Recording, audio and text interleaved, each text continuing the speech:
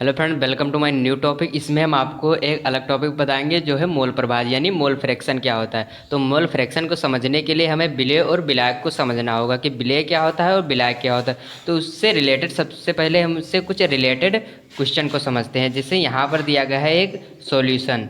क्या है? Solution. Solution है जिसमें NaCl है। NaCl है जो कि 750 ग्राम है। और जो जल है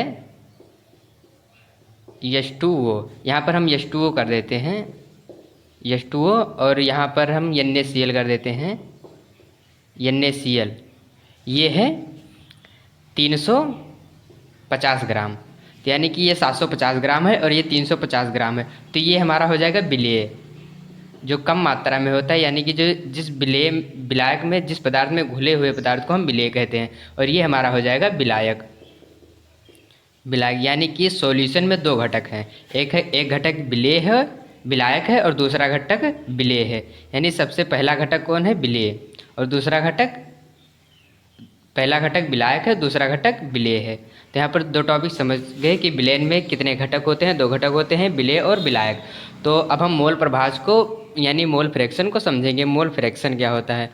किसी एक विलेय में उपस्थित घटकों का मोल प्रभाज। जैसे मान लेते हैं किसी एक विलेय है, मान लेते हैं यह एक विलेय है, इसमें उपस्थित कोई एक घटक, उसका मोल प्रभाज क्या होगा? तो उस विलेय का मोल प्रभाज यानी उस घटक का मोल प्रभाज में उस घटक के मोलों की संख्या तथा संपूर्ण विलेय के मोलों की संख्या को हम मोल प्रभाज कहते हैं। उसके अनुपात को मोल प्रभाज कहते हैं। जैसे यहाँ पर लिखा गया है किसी विलेय में उपस्थित घटकों का मोल प्रभाज उस विलेय के किसी एक घटक के मोल प्रभाज की संख्या तथा संपूर्ण घटकों की संख्या के अनुपात को हम उस घटक का मोल प्रभाज कहते हैं।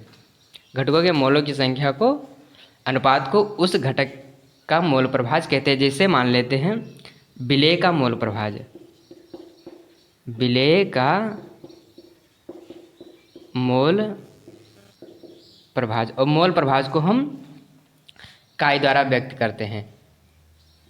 काई द्वारा, इसे हम काई द्वारा व्यक्त करते हैं। यानी कि काई बराबर विलेय के मोलों की संख्या, विलेय के मोलों की संख्या बटा विलेय प्लस विलायक के मोलों की संख्या, विलायक के मोलों की संख्या, विलायक के मोलों की संख्या। ये हमारा हो गया विलेय के मोलों की संख्या, और दूसरा है विलायक के मोलों की संख्या। विलायक के मोलों की संख्या काई विलायक बराबर हमारा हो जाएगा विलायक के मोलों की संख्या, विलायक के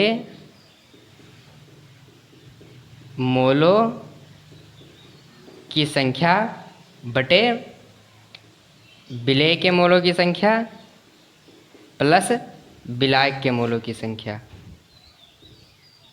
विलायक के मोलों की संख्या, ये हमारा हो गया विलेय के मोलों की संख्या और विलायक के मोलों की संख्या। तो आई होप यहाँ तक कि आप समझ गए होंगे। बिल्कुल।